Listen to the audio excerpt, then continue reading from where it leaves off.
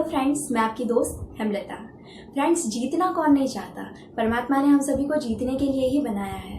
लेकिन फ्रेंड्स, हम देखते हैं कि कुछ लोग होते हैं जो जीत कर शिखर तक पहुंच जाते हैं और अपने लक्ष्यों की प्राप्ति कर लेते हैं। लेकिन कुछ लोग ऐसे होते हैं जो उन्हीं राहों में भटकते रहते हैं, उन्हीं राहों में संघर्ष करते रहते हैं। तो फ्रेंड्स, आज मैं आपको बताना चाहती हूँ कि जीतने का जो सबसे इम्पोर्टेंट फैक्टर है वो है सीखना। क्योंकि कहते भी हैं कि सीखना बंद तो जीतना बंद और सीखना शुरू तो जीतना शुरू। फ्रेंड्स, मैंने कहीं पढ़ा था कि मूर्ख व्यक्ति जो होता है वो ज्ञानी से भी नहीं सीखता है, लेकिन ज्ञानी व्यक्ति अगर चाहे तो वो मूर्ख से भी कुछ न कुछ सीख ही लेता है। बस केवल और केवल मन में इच्छा होनी चाहिए कुछ न कुछ सीखने की, अपने आप में इम्प्रूवमेंट लाने की। फ्रेंड्स, आज मैं आपके सामने एक स्टोरी शेयर करने वाली हूँ। एक बार की बात है, एक बहुत ही अच्छा पेंटर था। वो बहुत ही अच्छी अच्छी पेंटिंग्स बनाया करता था और उसी से वो अपने घर का गुजारा करता था। फ्रेंड्स, धीरे धीरे समय जा रहा था और वो जैसे जैसे पेंटिंग्स बनाता था वैसे वैसे उसकी पेंटिंग्स अच्छे से बिक रही थी और अपने घर का गुजारा वो कर पा रहा था। लेकिन उसके मन में एक टेंशन थी कि अगर मुझे कुछ हो गया तो मेरी ये पेंटिंग्स है वो बनना बंद हो जाएगी। तो क्यों ना मैं अपने बेटे को भी पेंटिंग्स बनाना सिखा दूँ, ताकि वो आने वाले टाइम में अच्छे से पेंटिंग करे, अच्छी अच्छी पेंटिंग्स बनाए और उसी से अपने घर का गुजारा करें। तो फ्रेंड्स, वो अपने बेटे के पास गया और उन्होंने ये प्रस्ताव रखा कि बेटा, तुम भी मेरे साथ ये पेंटिंग बनाना सीखो और इसी से आप पैसा कमाना भी सीखो।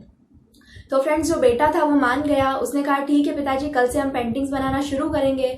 अगला दिन हुआ और उन्होंने एक अच्छी सी पेंटिंग बनाना सिखाया उसे। और जब वो लड़का पेंटिंग लेकर मार्केट में गया बेचने के लिए, तो जब वो शाम को फिर से बेच कर लौटा तो वो थोड़ा दुखी था।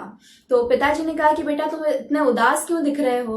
तो बेटे ने कहा कि पिताजी, उदासी वाली तो बात नहीं है, लेकिन फिर भी मैं आपसे कहना चाहूँगा कि मेरी जो पेंटिंग है वो आज सिर्फ और सिर्फ 100 रुपये में ही बिकी और आपकी पेंटिंग्स जो है वो 500 रुपये में बिकती है। तो पिताजी, आप मुझे बताएं कि ऐसा क्या छूट रहा है या आपने मुझे क्या ऐसी चीज़ नहीं सिखाई जिस वजह से मेरी पेंटिंग सिर्फ और सिर्फ 100 रुपये में बिकी। पिताजी ने कहा, बेटा तुम टेंशन मत लो, कल हम फिर से नई शुरुआत करेंगे और अभी ये तुम्हारा शुरुआती समय है तो कोई बात नहीं, धीरे धीरे ही इम्प्रूवमेंट आएगा। अगले दिन उन्होंने फिर से एक नई पेंटिंग बनाई, कुछ और नई बारीकियों का ध्यान दिया। और जब वो पेंटिंग बेचने के लिए गया और फिर से आया तो उसने कहा कि पिताजी, आज मेरी पेंटिंग 200 रुपये में ही बिकी, कुछ ना कुछ फिर से छूट रहा है जो आपने मुझे नहीं बताया। पिताजी, आप मुझे और सिखाइए ताकि मेरी जो पेंटिंग्स है वो भी आपकी तरह ही 500 में बिकने लगे। पिताजी ने कहा, कोई बात नहीं, कल हम फिर से एक नई पेंटिंग बनाएंगे। अगला दिन हुआ, उन्होंने फिर से एक पेंटिंग बनाई। पिताजी ने उसमें बहुत सारी बारीकियां उसे समझाई, कुछ नए कलर कॉम्बिनेशंस उसमें डाले और इस तरह से बाकी दिनों की तुलना में आज वाली पेंटिंग थी वो कुछ ज़्यादा सुंदर थी। तो बेटा बहुत खुश हो रहा था। वो गया मार्केट में जब बेचने के लिए और फिर से जब लौटा तो उसने कहा कि पिताजी, आज वाली पेंटिंग जो है वो 400 में बिकी, लेकिन मैं खुश नहीं हूँ उससे। मैं चाहता हूँ कि मेरी पेंटिंग भी 500 रुपये में बिके। पिताजी ने कहा, कल हम फिर से नई पेंटिंग बनाएंगे।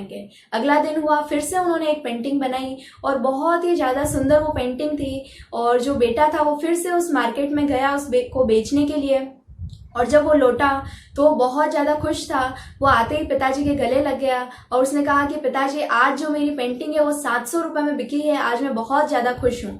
तो पिताजी ने कहा, बहुत बढ़िया बेटा, इसी तरह तुम आगे बढ़ो, ऐसे ही तरक्की करो, मेरा आशीर्वाद सदा तुम्हारे पास है, तुम्हारे साथ है। तो इस तरह से वो खुशी मना रहे थे और बातों ही बातों में पिताजी ने उससे कहा कि बेटा, कल हम एक ऐसी पेंटिंग बनाना सीखेंगे जिससे तुम 1000 रुपये तक पहुँचो। तो फ्रेंड्स, बेटे ने कहा कि पिताजी, बस अब आप रहने दीजिए, क्योंकि आपकी खुद की पेंटिंग 500 रुपये में बिकती है और मेरी आज आपसे ज़्यादा में बिकी है। मैंने 700 रुपये में अपनी पेंटिंग बेची है, तो अब आप मुझे क्या 1000 रुपये वाली पेंटिंग सिखाएंगे। तो फ्रेंड्स, पिताजी ने कहा कि बेटा, कुछ सालों पहले मैंने भी यही भूल की थी। मेरे पिताजी की पेंटिंग 300 रुपये में बिकती थी और इसी तरह मेरी पेंटिंग जब 500 में बिकी तो मैंने सीखना बंद कर दिया। मैंने उनसे ये कह दिया कि पिताजी, अब आप मुझे नहीं सिखा पाएंगे, क्योंकि आपकी पेंटिंग ही 300 में बिकती है और मेरी 500 में बिकती है, तो अब आप मुझे क्या सिखाएंगे। और बेटा, उस दिन के बाद से आज तक मेरी पेंटिंग 500 रुपये से आगे नहीं जा पाई। तो फ्रेंड्स, कहानी का जो सार है यही था कि कभी भी सीखना बंद नहीं करना चाहिए, क्योंकि जितना हम सीखेंगे, जितनी हमारी लर्निंग होगी, उतनी ही अच्छी तरह से हम अपने आप में इम्प्रूवमेंट ला पाएंगे। और उसी तरह से जिस तरह हम जीतने की बात कर रहे थे, तो जिस तरह जितना हम सीखेंगे उसी तरह हम अपने लक्ष्य के करीब पहुंचेंगे।